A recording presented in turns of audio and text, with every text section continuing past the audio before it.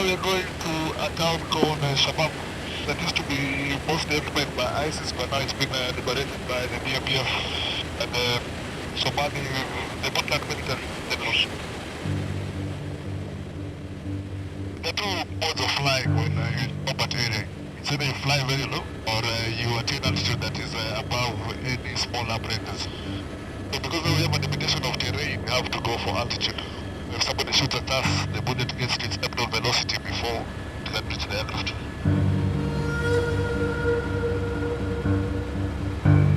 Shabab organizes good from the front town. Welcome, Shabab.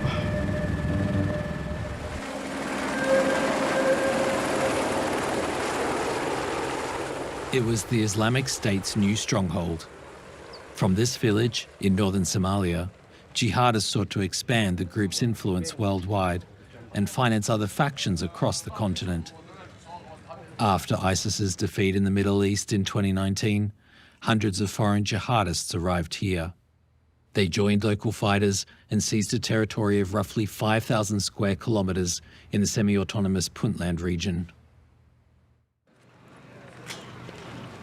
Somalia is a federation of several states, each with its own security forces and government.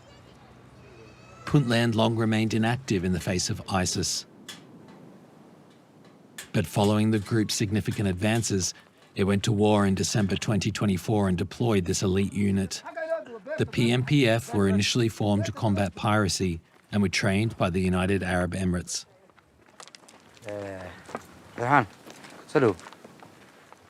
This is one of the signboards on which they wrote their lies.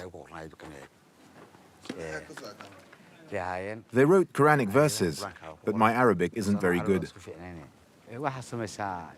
Whatever is written here doesn't matter. We are Somali. They want to mislead us. They fabricated these quotes. They are ideological imposters, thieves who killed people and caused problems all over the world. And they came here to hide and to spread chaos worldwide. You see, it's already damaged. We will dismantle it soon.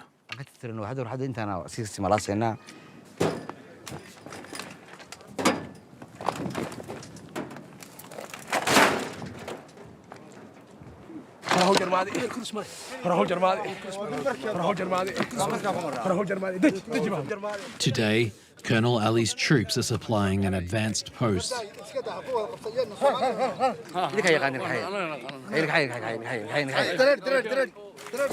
The front line is inaccessible to vehicles. The camel has many advantages. It doesn't need rest. Wherever you go, it'll follow. You don't need fuel, no spare parts. It has everything it needs. You can even slaughter it. Yes, slaughter it and eat its meat whenever you are ready, but only if truly necessary.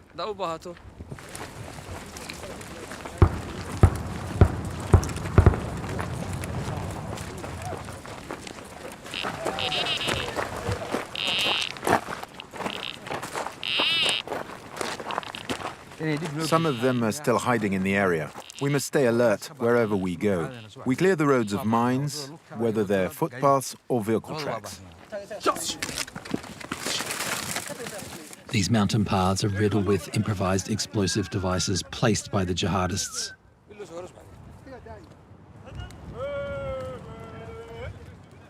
Daesh is hard to detect and even harder to neutralize.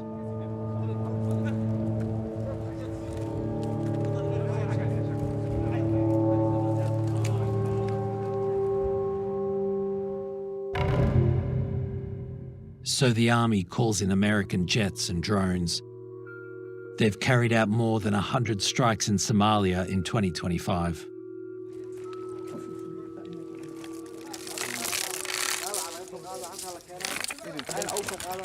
This is where we unload the donkeys. We'll tie them up and carry the ammunition ourselves. The front is that way. After last night's airstrike, the soldiers prepare for a new operation. They're hiding. Every time one of them pops his head out, our army must attack from 3 different sides. Those in the caves will try to hit them with artillery. Once we strike them, we storm in. Careful, when we capture the cave, we must not rush. The deminers must enter first. There may be traps. They need to disarm them.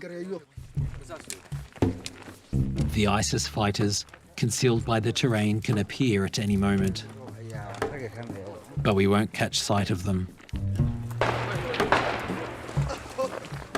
For our own safety, we're forbidden from getting any closer to the front line.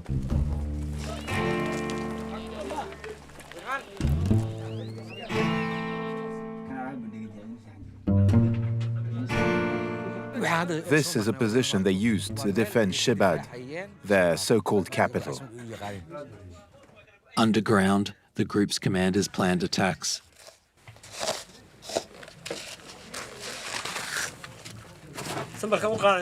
We collect samples.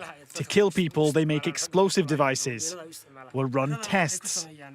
They use this clay soil, put it in jerry cans to make bombs. They fill them halfway with it, and the rest is explosives.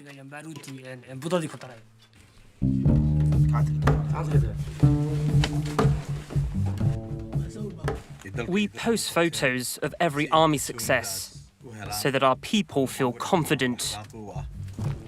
It's a top priority for the government. Hundreds of civilians were executed. The survivors fled.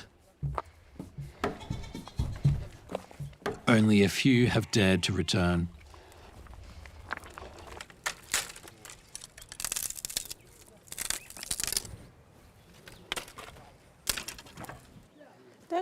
There's relative calm. That's what we tell our families. But the war continues. It's not over. Nothing works here. No hospitals, no schools. Why would people return? The few civilians like me who are here don't have their children with them because we followed the army to try to work. As a mother, I worry about my children. They're elsewhere and I'm here. You can feel my pain.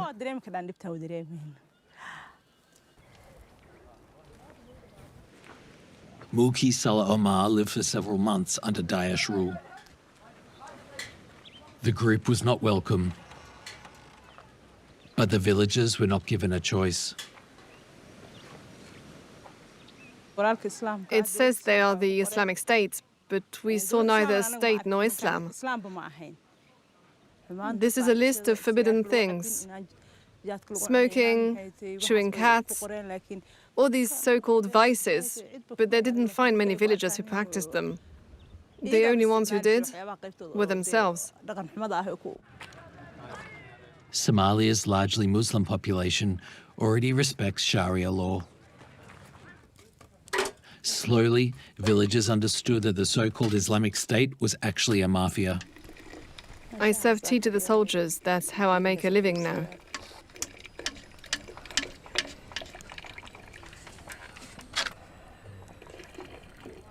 Traumatized, she struggles to speak about her life before her exile. They took a village. They stole our homes. They made everyone flee. They stole our livestock, especially our goats. They did everything to us. We faced many hardships. Anyone who opposed them, they beheaded. They did so much against our culture, against our religion.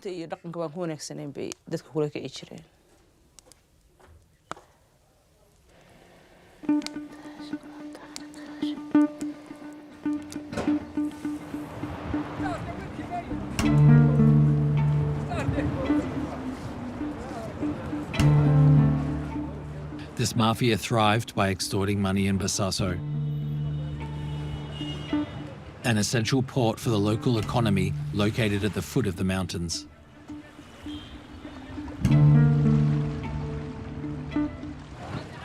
The Islamic State still operates there clandestinely. It has carried out numerous attacks and left dozens of people dead. Since the start of the offensive, the government has reduced the group's influence, yet the risk of attacks and kidnapping in Bosaso remains high. These armed men protect our team.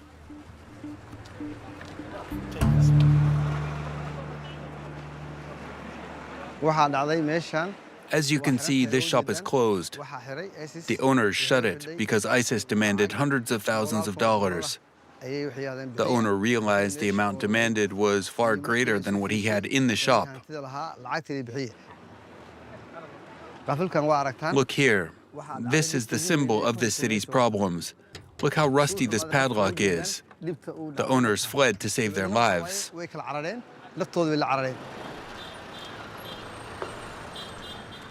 Abdul Qadir Omar Ismail is the only community leader here who dares publicly denouncing Daesh. In this neighborhood, ISIS caused the most problems. They destroyed houses and the belongings inside. They killed many people in the main market. That one was completely destroyed. They had to rebuild everything from scratch. Here, they came at night and placed an explosive device on this shop. Everyone was asleep. They attached it here on the door. The entire interior collapsed. Nothing could be recovered.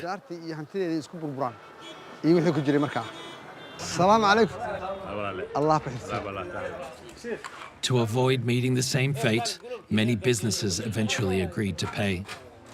The Islamic State amassed a fortune worth millions of US dollars.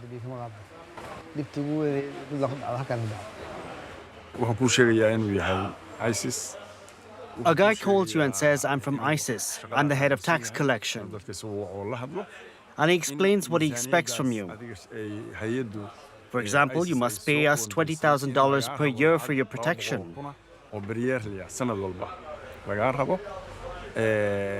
Then he sends threatening messages. We will kill you, we will burn your shop, you and your family will suffer. If it doesn't work, they plant a bomb.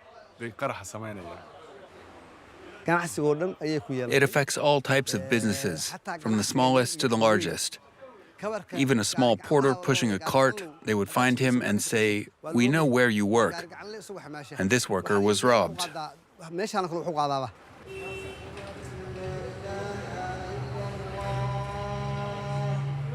أشهد أن محمدًا رسول الله حي على الصلاة حي على الصلاة. The Sheikh's role is to help the community in its daily life, resolving disputes, giving advice.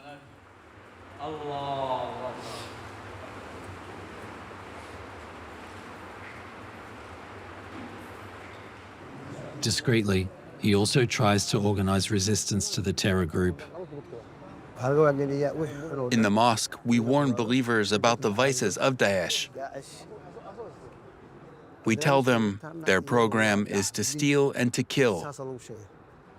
No religion promotes this. ISIS members know nothing about religion.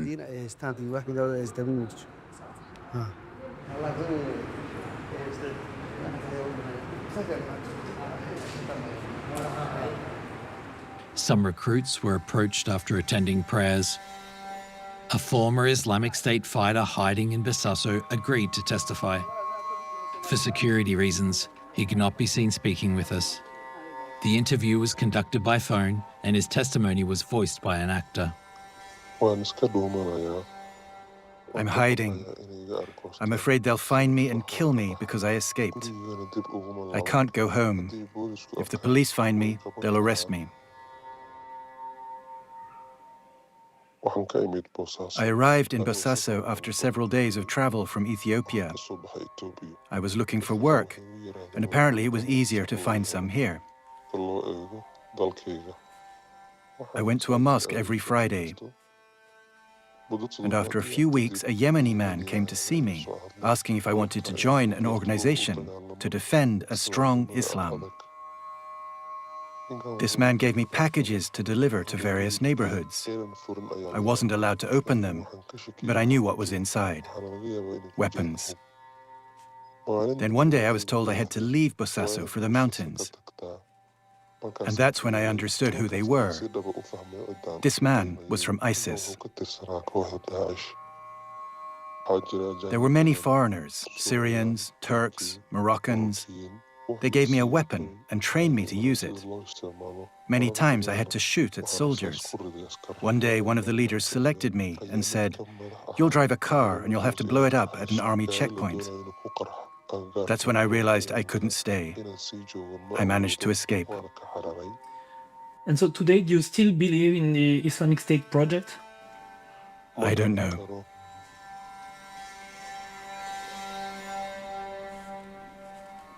His presence in Somalia is a ticking time bomb. No one knows whether he'll take up arms again someday. Like him, many recruits are foreigners. So the police now investigate all migrants.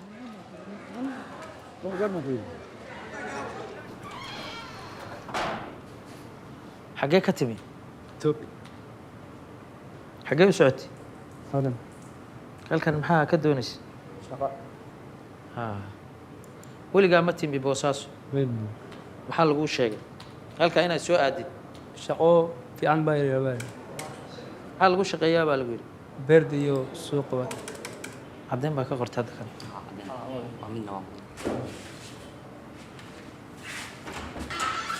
إيسو صار نيك قال إيسو صار واحد إيسو صار نيك قال إثيوبيان صار بيكون إثيوبيان بس ميدون إيسو رها إيسو بوبسي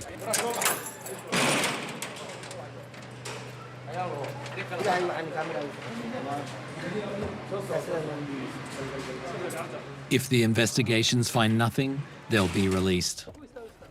Inspector Adan coordinates the hunt for Daesh's operatives.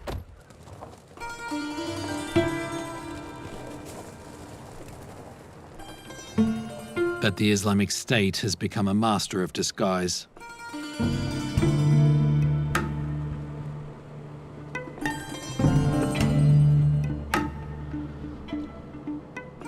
They hide, so we never come face to face with them. These are people we never see, who hide and ruin our lives.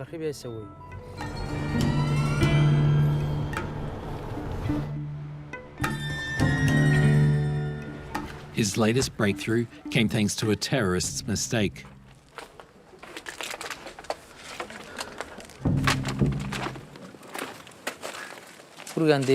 This was one of their houses. They were well-established businessmen who hid their activities at home. Here, an explosion from one of the bombs they were preparing created a hole. They lived here with their families, their furniture, their belongings, and they also prepared their explosives here.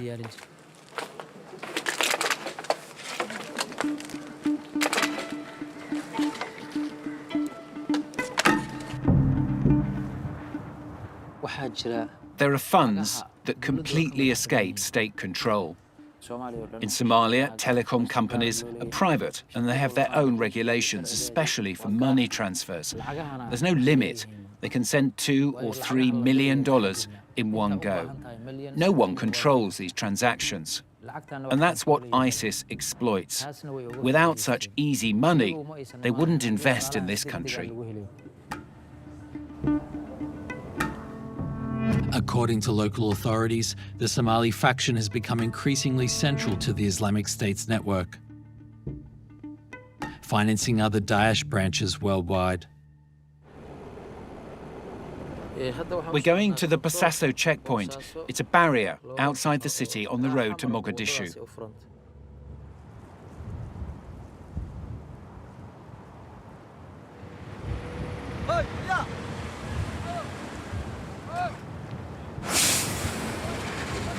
السلام عليكم سيتي كور حالة وهي هاي سا حكر رادين يعني We're looking for ammunition, explosives leaving the city, or medical supplies.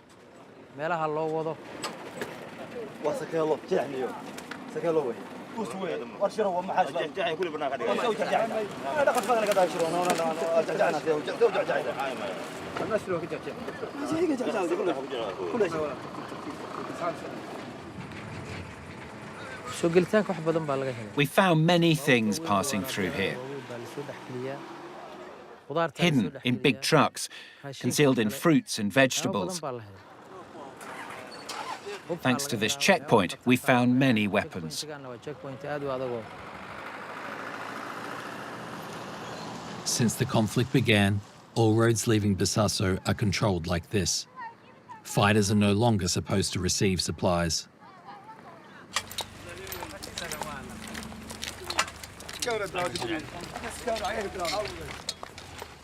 There was another battle this morning. One of our vehicles hit a bomb and a soldier was killed.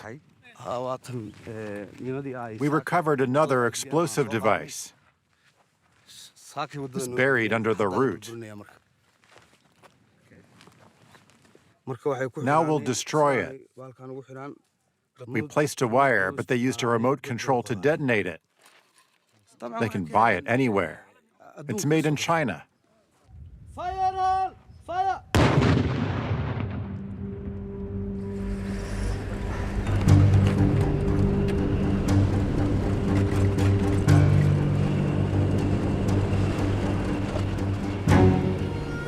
More bombs may still be hidden, but the soldiers must still use this road.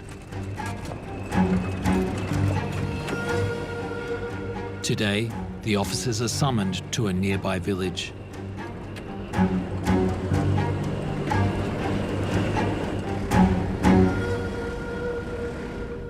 Sogol. Sogol. Kasora.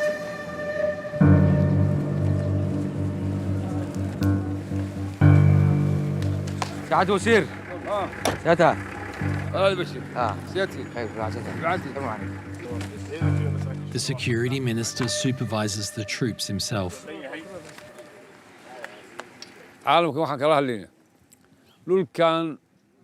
We want to tell the world that our land has been devastated, our people wounded. When you eliminate IS members, they reappear elsewhere. It's a virus. They can spread in Africa, Asia, Europe, America, everywhere. So it's in everyone's interest to fight them. We tell the world to remain cautious, help all those for whom they are a problem, and help us too. Out of view, they discuss a new phase of the offensive. In a few days, US soldiers would join them to attack one of Daesh's last mountain bases. How are you? Did you prepare dinner? Potatoes. They make us strong. Good food, full of protein, mountain diet. Ali and his team are waiting for their food. They are freedom fighters, the men who liberate the country.